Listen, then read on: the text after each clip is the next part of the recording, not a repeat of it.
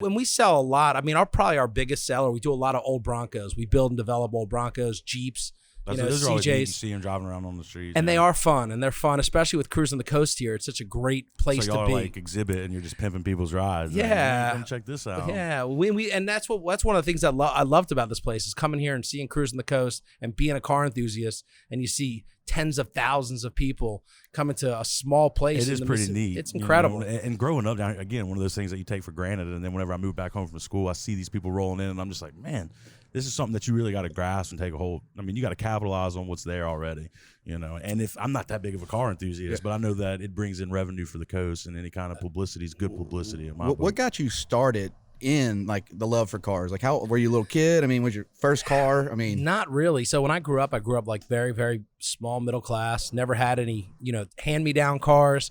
But I was a kid. I always watched being from South Florida, Miami Vice. Yeah. You saw you saw those Ferraris and all those different things. And when I got when I became a little bit successful in South Florida, that was my first thing. I wanted to buy a nice car. So my first car was a Porsche. How old were you? And I think I was like 26 or 27. That's a good car for a 26-year-old. Yeah. So I was doing well. So I was like, you know what? I always wanted one. And then from there on, I was like, I always had to have some sort of sports car. Treat yourself. Yeah. So it was. It's been neat. There's nothing like getting into a nice car. And I tell even like little kids, there's nothing better. It doesn't need to be. It could be any car, but it has a nice car. That feeling of you feel like you've accomplished something. Right. Driving somewhere, being somewhere, you feel like you have accomplished something.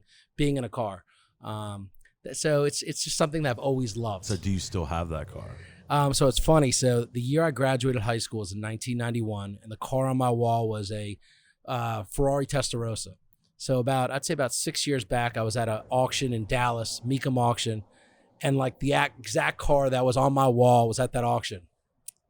And I was like, I didn't care what it was. I was buying it. So to this day, I have it. Awesome. I have it in my garage. You have the poster still? No, I don't have the poster, but it's a car that I'll never sell. It's probably the only car that I have that I'll never sell. I mean, it's something I'll just keep forever. Yeah, that's a trophy. Yeah. Did you wear the suits back? With the Ferrari, did you have the suits? The Miami style suits? Back in the day, I probably had like the Z Cavarici style going on. Everyone did. Yes. If you lived in South Florida, everyone did. I think some of them still do down there. Rich, poor, no matter what, everyone got a way to get a pair of Z Cavaricis. That's right.